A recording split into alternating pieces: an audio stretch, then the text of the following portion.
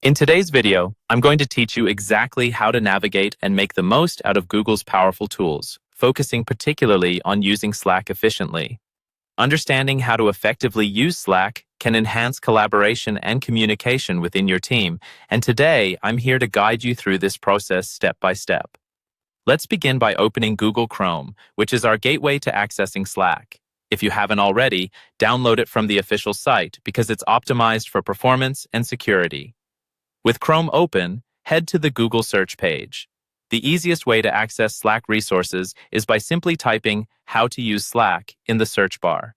This search query will lead you to plenty of helpful guides and resources. You'll notice that the top results usually offer comprehensive tutorials, explaining Slack's basic features such as creating channels, sending messages, making calls, and much more. For the next step, you'll want to ensure you have the latest version of Slack installed. Whether you're using it on your desktop or mobile device, keeping it updated guarantees you have access to the newest features and security improvements. On your desktop, you can go to Slack's official website where you'll find the download link, guiding you through a quick installation process if needed.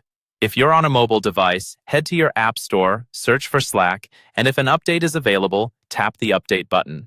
Once you have Slack open on your device, the first thing to take note of is the workspace on the left panel. Here, you can see channels, direct messages, and apps you've integrated.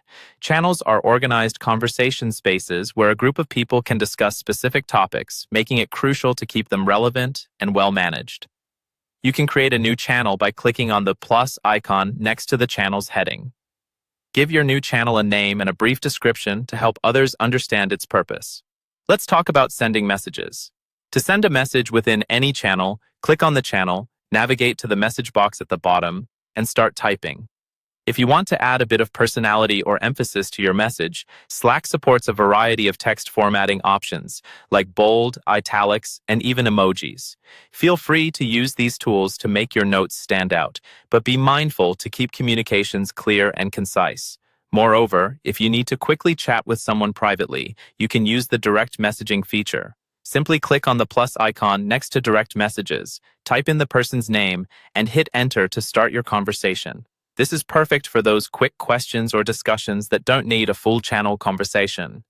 Lastly, don't forget to explore the various integrations Slack offers with other tools you might already be using.